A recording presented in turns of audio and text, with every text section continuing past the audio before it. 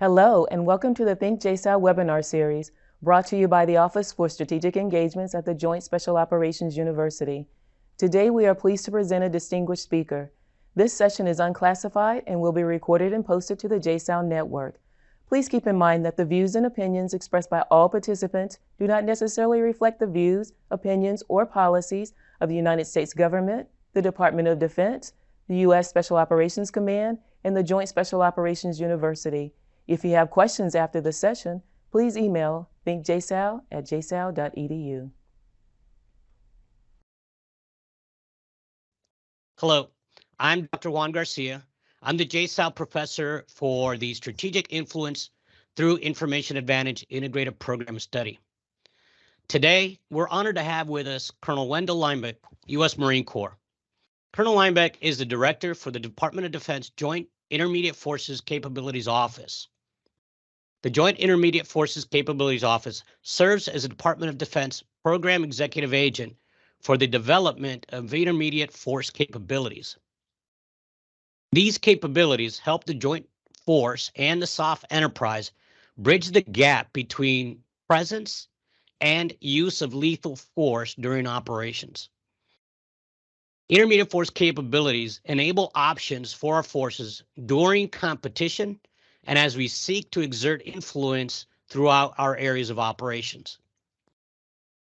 Colonel Leimbach was commissioned as second lieutenant in the United States Marine Corps in July 1992. He served in various levels as a tank officer in the United States Marine Corps. He also served as a Secretary of Defense Corporate Fellow and has been assigned as a Director of the Joint Intermediate Force Capabilities Office since October 2018. Welcome, Colonel Leimbach. Let me turn it over to you, sir. Thank you very much, Dr. Garcia. It's a pleasure to be here with you today and your audience, and I'm very much honored to have an opportunity to speak with you all about intermediate force capabilities and their utility across the entire continuum of operations. As you noted, I did begin my career as a tank officer. I like to bring that into this conversation. As a tank officer, I clearly do appreciate and understand lethality and the import of lethality at certain times and places on the battlefield. However, I also came to realize by being the director of the JIFCO that there are a myriad of capabilities that very few people are aware of. And it is incredibly important, I believe, to highlight their utility because they have applications across the entire continuum to include during high intensity that absolutely can be game changers. If you bring up the first slide, the thing I'd like to note right off the bat is that intermediate force capabilities is a relatively new term, and as you mentioned, it is everything between presence and lethality. This definition of everything between presence and lethality is incredibly important because it gives us an opportunity to have a conversation with individuals about talking about utility of tool sets that are below the level of lethality. And so much of what we do in the joint force is incredibly focused only on lethality, but it's important also to describe what we can do below the level of armed conflict. And the so what for that, for the operational force, is things such as enabling our partners and allies with low risk tools that enable them to push back without a high risk of escalation, to impose opportunity costs on our adversaries who right now are operating largely with impunity in that area below the level of lethality. And I'll talk about that in some more detail. Maintaining credibility in information space is incredibly important. Again, I'll discuss in more detail later. And then also, and I think perhaps most importantly, for our operational forces and commanders at all levels of warfare, expand the time and space to give that they have to make decisions. If you have some of these capabilities below the level of lethality that enable you to do force application without escalating, then you can expand that time and space to determine what an adversary's intent may be, and do that also at range. And then I know for the Marine Corps and many other operational forces, facilitating logistical operations is a challenge, especially in a contested environment below the level of lethality. And then for recon and counter recon operations, again, where you want to be able to operate below the level of lethality, but still be offensively minded. Again, these tools are complete game changers, and it was my opportunity to come here to the JIFCO that made me realize that so few people understood them because they had been largely lumped into a set of capabilities that people did not think were relevant. Again, if you go to the next slide, please. The intermediate force capabilities concept is displayed on this graph here. And you'll note in there that non-lethal weapons, NLW, are wholly included within that concept. Other things that fall within that concept between presence and lethality are things like cyber operations, information operations, electronic warfare, and then to round out the discussion, even the use of lethal weapons in the form of a warning shot. If you think about a ship firing a shot across the bow, that would be an intermediate force capability because there's no lethal intent, but you are trying to determine an adversary's intent at range without escalating to lethality. However, non-lethal weapons are wholly included and highly relevant to this overall concept, and the term of non-lethal weapons has for so long been lumped into only being relevant for force protection and military policing type of operations. People have lost the opportunity to understand that there are technologies that exist within the realm of non-lethality that are highly relevant, especially to the areas that we're going to be discussing here in more detail. If you look at this slide that talks of the continuum of operations, and in this slide, if you look at the high intensity combat being black and white being peace, the vast majority of that continuum is that gray space. The gray zone is another non-doctrinal term that is largely understood to connotate irregular warfare, hybrid operations. That is an absolute sweet spot for the use of intermediate force capabilities below the level of armed conflict. An important thing to note, though, is this isn't only the way we look at operations. This is the way that our adversaries know that we train and equip our force. They know that we in the Western military are extremely well armed and trained for the high intensity armed conflict portion of the continuum.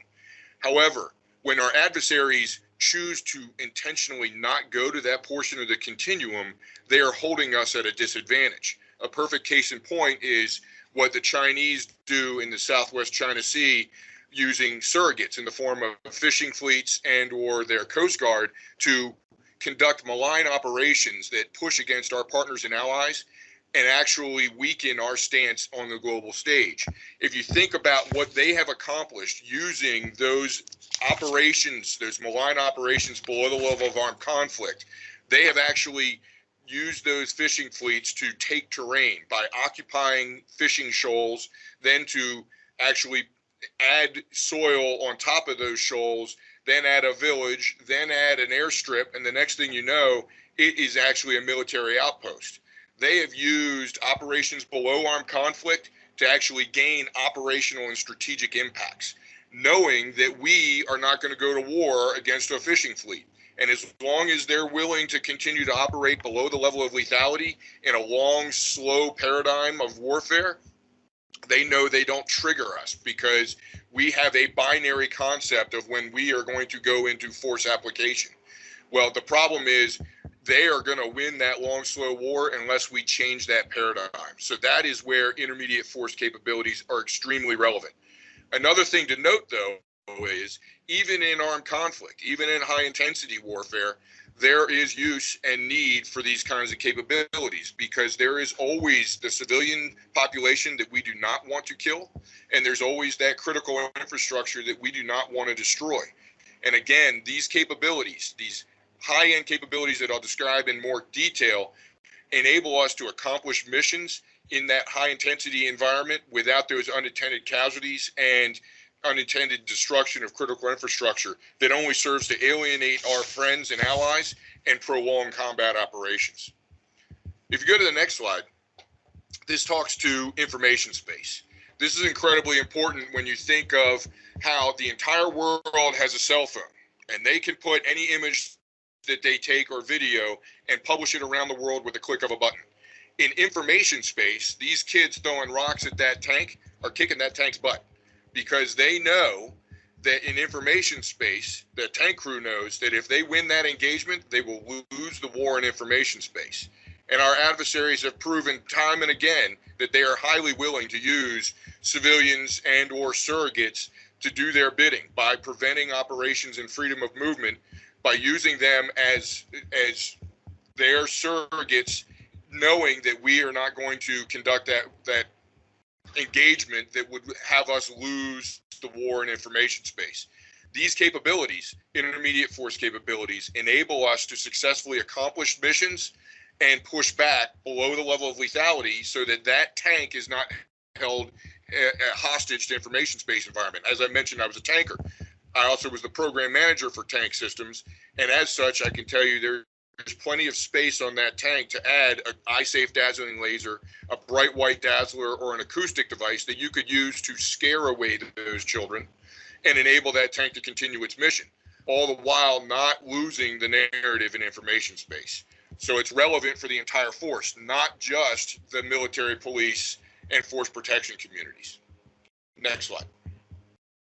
The other thing I'd like to highlight, though, is that the technology is far advanced to what people typically think of when they hear non-lethal weapons. Most people hear non-lethal weapons and they look at what is on the left side of this slide, the current capabilities. Rubber bullets, batons, tasers, stun grenades. They are currently fielded. They exist in the inventory, but they all suffer terribly in information space. When you are firing a rubber bullet into the crowd, the information space narrative is you're shooting into a crowd of civilians. You're going to lose that narrative. We need to move beyond those legacy capabilities to the next generation. Things such as long-range acoustic devices and eye-safe dazzling lasers are perfect examples of some initial capabilities that have been previously fielded. However, it's important to note that even those capabilities that have been fielded largely are put into the box of using for force protection. They are not used in a force application role. That is a paradigm shift that we need to encourage. Also, that they are not largely propagated. If you look at where, say, there are thousands of acoustic hailing devices in the United States Army. They are all located in the military, police, and in the PSYOP units. I would advocate that they belong across the force, because the entire force will run into the population that they are serving in and around. And they need to have capabilities to push back so that our adversaries don't get to use that information space advantage against us. If you look at the center of this slide, these are some of the near-term prototypes and the beginning of some of the capabilities that were the truly eye-openers for me. Specifically, if you look at the center there, the millimeter wave active denial system is a 95 gigahertz millimeter wave system that is silent and invisible when employed and has an absolute compelling heating effect on an individual. It is absolutely unbearable when you are in the energy beam that is hitting you. I myself was engaged at 600 meters by that system and had to absolutely step out of the energy beam because of the heating sensation that is compelling.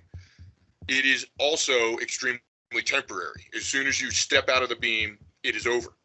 And it is an incredible capability that has utility across so many applications in multi-domains. That vehicle there is technology that is over 10 years old, 15 years old at this point. And while that is a large system on the back of a 7-ton truck, the technology is actually able to be miniaturized far below that, and it would have utility at the tactical level with proper investment and fielding. If you look at a directed energy vehicle stopper, the little white truck, that is another directed energy system. This one is microwaves that allows you to do vehicle stopping, again, silently and invisibly at a suitable range, so that if you were doing convoy operations, convoy security, and a vehicle was approaching you, you could stop their engine without permanent damage, or if they were approaching the perimeter of an expeditionary environment, you wouldn't have to put a bullet into the engine block. Unfortunately, we all know that have served in Iraq and Afghanistan the tragic results of a myriad of cases where individuals were doing everything they could to message to the local population that was approaching their convoy and or perimeter of their their outpost, only to have the tragic results of killing innocent civilians. This would be a capability that would prevent you from doing that. And if the adversary had a malign intent, you would be stopping their vehicle silently, safely, outside of a lethal range if it were a VBIED. Again, an incredible capability. And if you look at the bottom of the page there, the directed energy vessel stopper is a similar technology that uses microwaves to stop small motors on outboard boats. And if you think of the Iranian fast attack boats that regularly harass the United States Navy moving through the Straits of Hormuz, this would be a capability that would be able to stop them in the water silently and invisibly at a tactically useful range. The system that we're currently developing is for the United States Coast Guard. They want to use for drug interdiction. Again, a very effective capability, and I would note that the microwave energy levels used in both those systems is at an extremely low level. It interferes with the electronic controllers on modern outboard motors and vehicles, and causes no injury to the individuals in those vehicles or vessels. And then in the future, we are doing additional technology development here at the JIFCO. Again, more vehicle stopping capabilities using near field energy that is not microwave, but just uses a near field antenna located in a road. You could many applications in the future. You could use that for safely stopping vehicles that are approaching a perimeter, but then also potentially you could think of it as a non-lethal way to canalize enemy or adversaries on certain roads and prevent them from using them. Think of a non-lethal anti-vehicle mine that does not explode. It's just an electronic deterrent. And then similarly, we are working to miniaturize the millimeter wave antennas and technologies. So moving from the large truck to a system that could be fit into a tactical vehicle. And then in the future, we are actually working with other things like laser-induced plasma. And that system actually is not nearly as mature as the other technologies I've just described, but it uses two lasers that actually interact in free space and cause a extremely large sound and flash effect, and it can be pulsed, so that you would basically have a long range line of sight deterrent effect. Think flashbangs at hundreds or 1,000 meters that could be pulsed at 15 to 30 times a second. Very effective in preventing individuals from occupying certain areas. So all very interesting technology. The thing that I like to really highlight here is that these technologies, if properly employed, actually can be incredibly disruptive and be absolute game changers, especially the capabilities, the directed energy capabilities that are silent and invisible, that have utility for counter personnel, counter materiel at range. The utility of those kinds of tools to operate below the level of armed conflict, but still impose disadvantage on your adversaries and be able to use as a force application tool without the risk of necessarily going into a high intensity combat environment, would absolutely change the paradigm that many of our adversaries use these days when conducting their malign activities, either against ourselves or against our partners and allies that are located around the world. Next slide. The other thing I'd like to really highlight is it's not just those capabilities. It's not just the directed energy systems. It's also the operational mindset that goes with it. The mindset of moving away from thinking of non-lethal capabilities as only as force protection, but rather that with these advanced capabilities, you have now force application tools.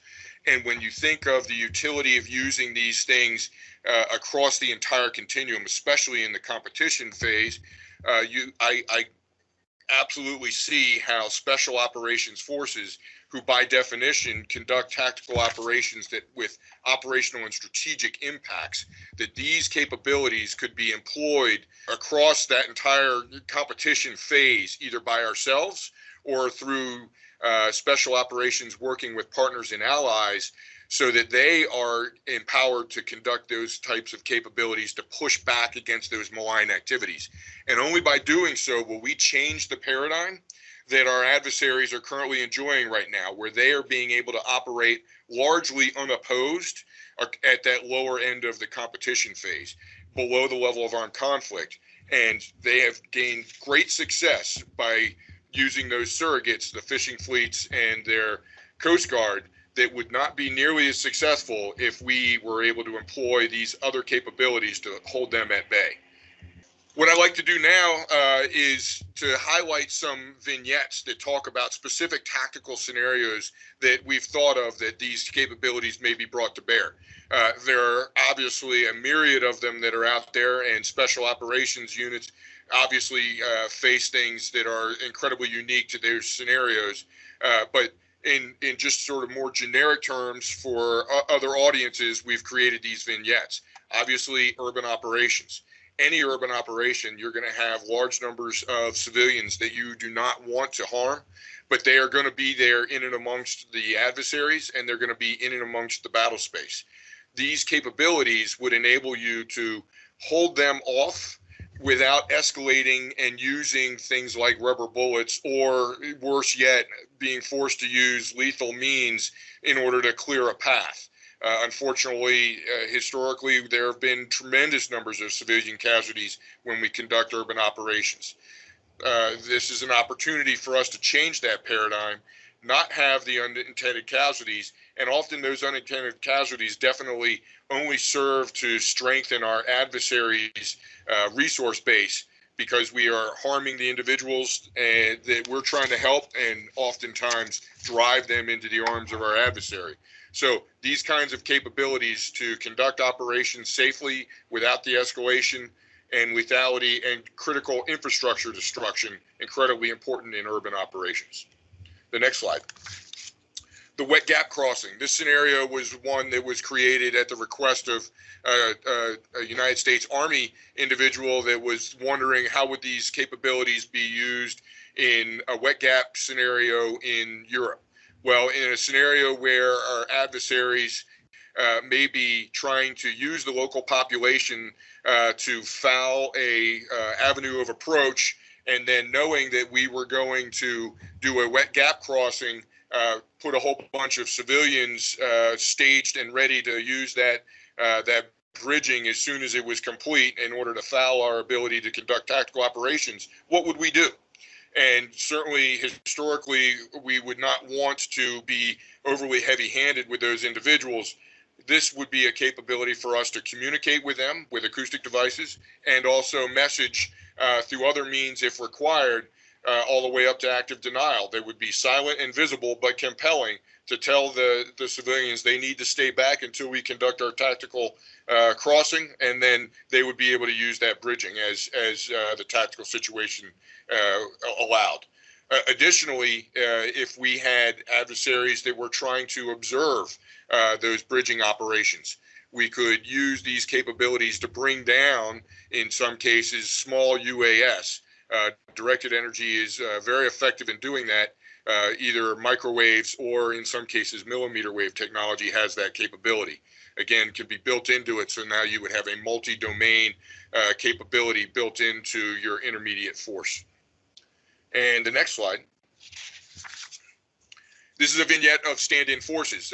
This is specifically for a Marine Corps perspective of the Marine Littoral Regiment operating inside the weapon exclusionary zone of our adversaries. However, other services and forces, certainly to include special operations, habitually work inside that exclusionary zone. And they also, therefore, are in and amongst the local population.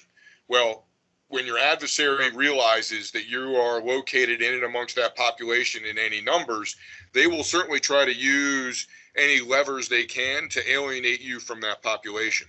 Intermediate force capabilities enables you to coexist inside that exclusionary zone, even with an adversary that is trying to foment unrest between you and the local population, so that you could actually keep them from harassing your positions and or also prevent them from preventing you from conducting logistical operations by using intermediate force capabilities. In that environment, certainly below the level of lethality, you don't want to be the one to escalate and actually destroy or have to cause permanent damage to an adversary's or their surrogate's fishing fleet, because that only hurts your narrative and also could create an environment where you're no longer welcome in that portion of the world. The whole stand-in force concept, and for the Army, they've got the multi-domain task forces, is all contingent on having partners and allies willing to have us stay and be there with them. It is important that we don't become too heavy-handed in all phases of operations. And if we only show up with lethal means, we will likely eventually alienate that population that we're counting upon. Next slide. So in summary, we've changed the conversation to intermediate force capabilities that includes non-lethal weapons, but also includes other things that fall between presence and lethality. Certainly, that is especially true of information operations, but then also electronic warfare, cyber operations, etc. The idea being that we are able to have a conversation about the utility of these tools and how they can be used as part of force application, not only just force protection. And the idea is that they're not just for us, but they're available to our partners and allies as well to aid the entire team to be able to push back against these malign activities and also be well suited to conduct high intensity operations without the unintended casualties and undesired critical infrastructure destruction. So with that, I am extremely interested to see, Doctor, if you have any questions or thoughts regarding the concept and their utility for your special operations community. Hey, sir, thank you very much. That was a very enlightening presentation. And to your point, yes, you know, when we look at special operations and we look at the SOF community, as you mentioned, we provide strategic effects. And in doing so, the question, sir, is how would you say we should include IFCs in terms of planning, right? So as we develop operations, as we develop plans, what would be the role? How can we better use them with an operational perspective, not just, as you said, for force protection? So an excellent question, and one that I've often thought of when I try to bring this topic to more conventional forces and describe how in that context, often when staff work is being accomplished and done, they're doing mission analysis, specified implied tasks, and then determining, what capabilities do they have available and how would they be brought to bear to accomplish those. Similarly, I think that planning process done by a special operations staff could benefit significantly from knowing the technologies that are currently available. So that things like long-range acoustic devices, eye-safe dazzling lasers are brought into the conversation as a force application tool, not only as a force protection or consolidation tool. And by having the awareness that these capabilities can be used below the level of lethality to begin to impose friction on our partners and allies and to begin to think of them in that context, that will help the planners begin to expand their use. What we've done recently here at the JIFCO is try to inject as often as possible intermediate force capabilities, specifically non-lethal weapons, into certain war games or tabletop exercises.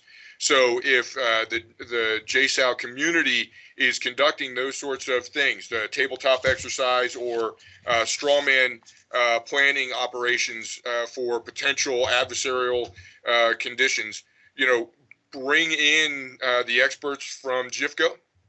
We'd be happy to support and to let you all know what is currently available and then what could be made available in the future.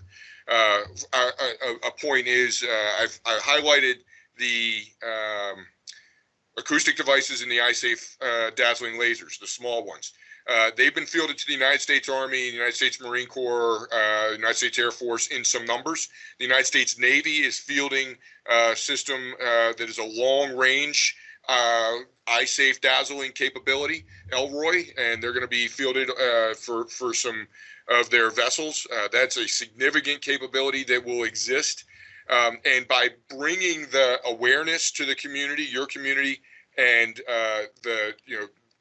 to the discussion of some of these war games, perhaps that will enlighten individuals as to their potential use in future operations. Finally, though, there are some prototypes that also exist that could be made available. I'll share that with you. The system I showed you of the truck-mounted counter vehicle system. We actually have built 3 prototypes that were for special operations use. That use disappeared. The specific customer disappeared, but the capabilities exist. So if there's interest, we maintain those, and we'd be happy to expand their awareness of their capabilities. Thank you, sir. Thank you, sir. Now, again, traditionally, one of the core missions for Special Operations Forces, of course, is working with allies and partners, be it FID, UW, et cetera. You mentioned that part of the program is that, our partners could have access to this. Can you expand on that a little bit and sort of talk to, especially from a FID perspective for foreign internal defense, as we continue to do that, how that works and how these tools become available to our partners? A fantastic question. We have been briefing partners and allies on these capabilities around the world. We regularly speak to our NATO partners and allies, and then just in the past couple of months, I've been to the Pacific Amphibious Leaders Symposium that was held in Bali, Indonesia, where we also engaged with several of our partners and allies in that portion of the world to make them aware that these technologies exist and to encourage them to reach out through their whatever their liaisons are within the United States military, whether it's through the embassy, whether it's through an attaché, or in your case, through the teams that you work with around the world. And so we've encouraged them to reach out and ask for these capabilities. And the idea being, quite frankly, to create the demand signal. There has been, and there continues to be a lack of loud and clear demand signal for these capabilities to be brought into our own force, our own joint force. And so we are absolutely encouraging anybody that we can speak to leverage the demand signal so that it's not just a good idea that goes by the wayside. Often what happens, though, is there is this demand signal. It goes to a certain point, but then the question of, well, am I going to buy more lethality or am I going to buy these capabilities? And lethality always wins. Well, with enough demand signal and enough partners and allies asking, I firmly believe that the individuals that do the decisions on the resource management will have to acknowledge that we need to have these capabilities as well. Because if we don't change that paradigm and have these capabilities in the hands of ourselves and our partners and allies, the adversary in the form of the Chinese will continue to win these long, slow victories. And we are largely held in abeyance and just observing. We've got to do something to change that paradigm. And so the other challenge that goes with that, though, and I will be quite frank, is the typical process is to go through foreign military sales or direct commercial sales to buy these capabilities. The only systems that are currently in production are currently things like the eye-safe dazzling lasers, small ones, also the ones for the Navy. Those are longer range, and then the acoustic devices. These other capabilities are not programs of record. So while we have a handful of prototypes we could share with our force, especially the Special Operations Force, they're not currently available to the larger DoD or to our partners and allies. So that would be something for you to be aware of, but that doesn't mean they're not needed. And every time somebody says, I need this, it is a message to senior leadership that they need to relook at the investment strategies that they currently operate under, where 99.99% of the resourcing goes to lethality, all the while the adversary is choosing to not operate there. Thank you, sir. Yeah, again, the purpose of this webinar series is to give our forces, again, insights into new capabilities, educate them on new options and opportunities. So if anybody had a question if anybody wanted to follow up, if anybody had a question, sir, who should they contact? So they absolutely should reach out to us directly if they like. The end of this brief, I believe, has our contact information. There it is on the screen.